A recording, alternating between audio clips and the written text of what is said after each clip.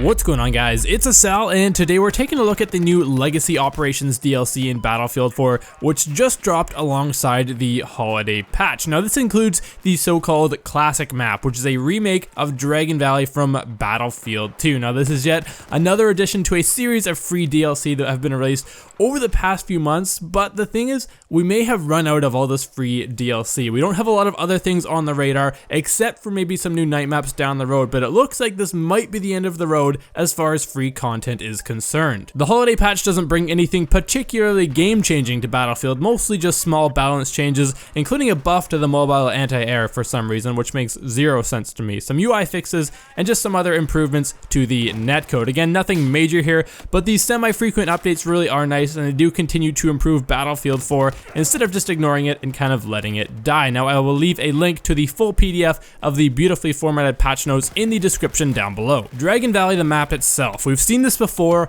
on the CTE, and it does remain largely unchanged, aside from a few changes to the flags being moved around in Conquest. Now, we still have the magical bridges that can be repaired with the repair tool, quite magically, as I said, and also an aggressive number of flags in Conquest Large, coming in at 8 flags. Now, I mentioned in a previous video, and I'll say it again, an even number of flags really shouldn't happen in Conquest. I get it that maybe it's being true to the classic Battlefield 2 experience. I won't lie, I haven't actually played Battlefield 2, so I don't really know, but I think it should be kept at an odd number to remove that stalemate. I know it doesn't happen very often, but I have had it happen, and games can go extremely long. But the map really is a classic Battlefield experience. It sports a truly massive scale. This map is huge. Getting around is almost a problem. There's lots of vehicles around the map, so finding transport isn't too big of an issue, but I have found myself being left behind and nowhere to go. Just had to run across the whole map, which can be a little bit dull. Conquest plays okay on this map, but I particularly enjoy how Rush plays out. I'm definitely a Rush kind of guy, since vehicles aren't always my cup of tea, especially if I'm playing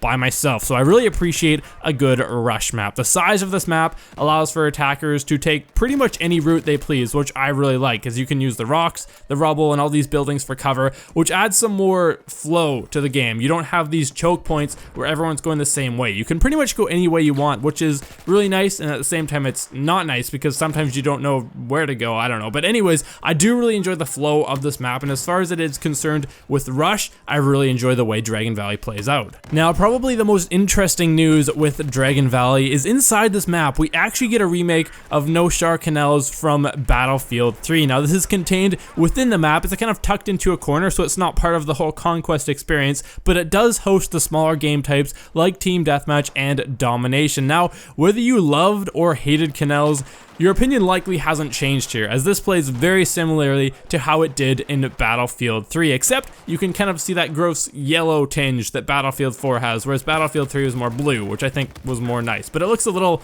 very yellow compared to Battlefield 3, I will say that. Now, shotguns definitely still roam free on this map, though if you stay out of the middle of the map, you should be okay. Overall, I do really think this map, it's fun. It's nice to get in there and just kill people mindlessly. I'm not sure if it should have been brought back. I'm going to leave that up to you guys in just a moment, but overall, it does play pretty much just exactly how we remembered it. Now, in the last video, I asked you what was on your Battlefield 5 wish list, and Grunt360 Productions basically says this: my Battlefield 5 wish list includes a more interesting and balanced weapon system. In Battlefield 4, almost all weapons performed the same or were bad overall, and only 10% of the weapons performed well enough to use. It's okay to have a lot of weapon variety because that's what gets you to grind for points and wants you to earn things via assignments and such, but my point is that DICE should be more lenient with weapon variety because they absolutely butchered it in Battlefield 4. Now, I'll say right away, I definitely do agree with this. Battlefield 4 is kind of Ace 23 simulator, myself included. I'm on that train absolutely just because it's so good,